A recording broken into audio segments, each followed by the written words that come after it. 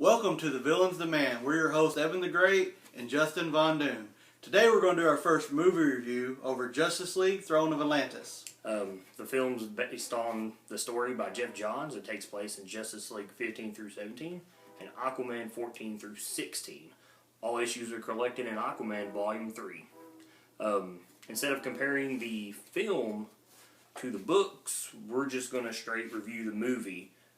Once the video's posted to our YouTube channel, Facebook, and Twitter accounts, feel free to compare and contrast. Yeah, so today we're going to give you our review and where we graded it. I give it a 6 out of 10 because I felt like the superheroes were depowered, the Justice League at the end, and I felt the origin story was a little stretched out. They tried to put too much, and the movie was only an hour and like 10 minutes long. What do you think? I felt the same way about that.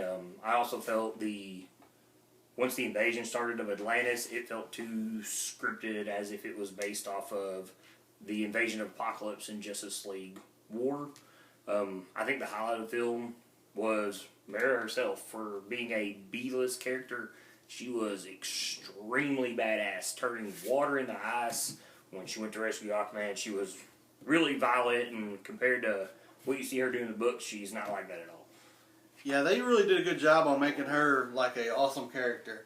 And like he said, to be a B-list character and what she was able to do, I really liked that she came to get Arthur, and she was really showing that she was protective. She was a badass warrior, and she did a really good job. And she turned out to be the most badass character in the whole movie. That's my favorite thing about the movie, actually. Another thing we liked was the Flash and the Green Lantern, the way they bonded.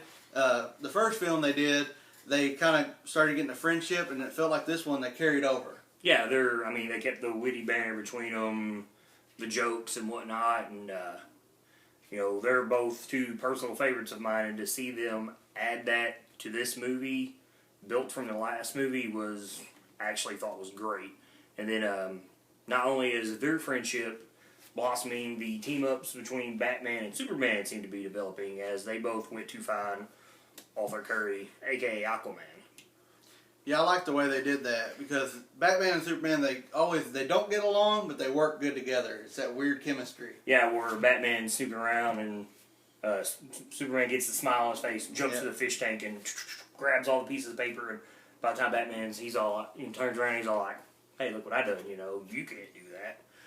And then, after that, once that happens to me, that's when the movie really starts getting good. Yeah. They go to find Arthur, and he's being attacked by the trench. And, man, the action sequence there is amazing. Yeah, I liked it. I liked the action sequence because that's when we already knew what Mara can do by that point, but when she was out there, like she was part of the Justice League, and it was just really cool to watch the whole action scene, to watch how they all work together. That's when the movie was at its brightest point, if you ask me. Yeah, I mean, you knowing how powerful Superman is, when he shows up and he's like, flee or whatever it is, run away, and they're all like, oh God, damn. Yeah. And they leave. And then, to me, after that, the action kind of, it's not bad, but it dies down. Like you said, the Justice League seems very depowered fighting Orm with the Trident. Yeah. Compared to what they did fighting Darkseid in War, I mean, here everybody but Batman and Superman were fighting Darkseid, and it was amazing, and you could tell they were having problems. Orm shows up and just starts waxing them. Yep.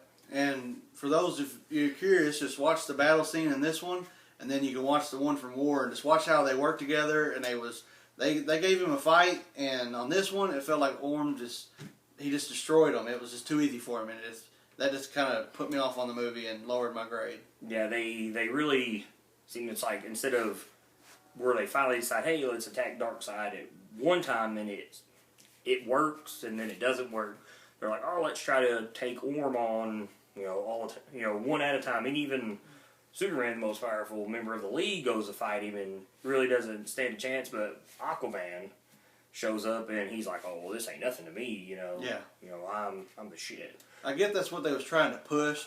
They was trying to push Aquaman to be powerful and showcase it. He's always been dog-hated. Yeah. But they could have did that a little bit better than that. I didn't like the way they went about it. Well, maybe, like our big thing was the origin. Half the movie was the origin. If they would have maybe got with some other company like Machinima or whatnot and Yeah. created like, hey, here's a short film, 10, 15 minutes, like these DC shorts they do, and done that origin, and then you probably could have fit what the story was about in the comics completely into this movie.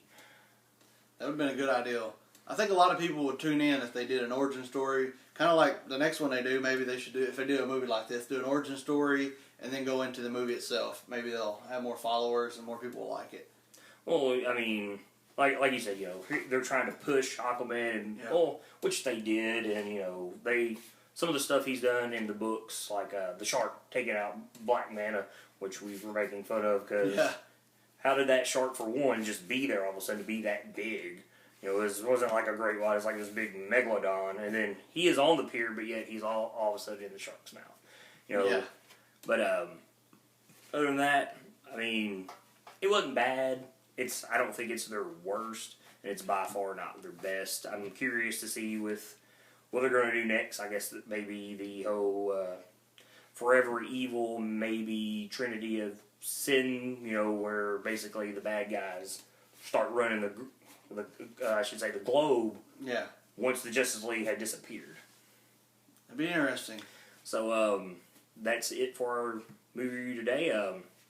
Please like us on Facebook, follow us on Twitter, subscribe to our YouTube page, and remember, once video's posted, feel free to compare, contrast, or even just talk about the film itself. I'm Justin Von Doom. This is Evan the Great, signing off.